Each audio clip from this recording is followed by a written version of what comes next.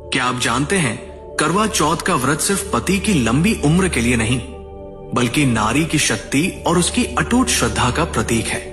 हर साल लाखों स्त्रियां सूर्योदय से लेकर चांद निकलने तक निर्जल उपवास रखती हैं। लेकिन क्या आपने कभी सोचा कि यह व्रत शुरू कब हुआ था और क्यों? इसकी शुरुआत महाभारत काल से मानी जाती है। जब अर्जुन वनवास पर गए, द्रौपदी ने चिंतित होकर भगवान श्री कृष्ण से कहा, प्रभु, मेरे पति की रक्षा कैसे होगी? तब श्री कृष्ण ने कहा, आज कार्तिक मास की कृष्ण चतुर्थी है।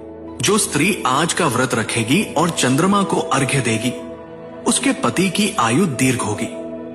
उसी दिन से आरंभ हुआ करवा चौथ व्रत। पर असली रहस्य इससे भी गहरा है। एक कथा के अनुसार करवा नाम की एक स्त्री ने अपने पति को मगरमच्छ से बचाने के लिए यमराज तक को चुनौती दी। उसकी निष्ठा से प्रसन्न होकर यमराज ने उसके पति को जीवन दान दिया। तभी से ये व्रत पतिव्रता स्त्री की अमर शक्ति का प्रतीक बना। करवा का अर्थ है मिट्टी का घड़ा और चौथ का अर्थ है चौथा दिन। यह व्रत कार्तिक मास की कृष्ण पक्ष की चतुर्थी को रखा जाता है, जब चंद्रमा सबसे अधिक उज्जवल होता है। मिट्टी का करवा स्थिरता का प्रतीक है और उसी में भरा जल पवित्रता का संकेत है। सुबह सास अपनी बहू को सरगी देती है। ये केवल भोजन नहीं, बल्कि आशीर्वाद है।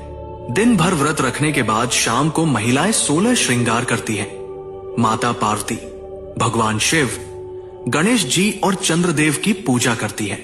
रात होते ही जैसे ही चांद आसमान में आता है, महिलाएं छलनी से पहले चंद्रमा को देखती हैं और फिर उसी छलनी से अपने पति के दर्शन करती हैं। यह दृश्य केवल एक रस्म नहीं, बल्कि उस विश्वास का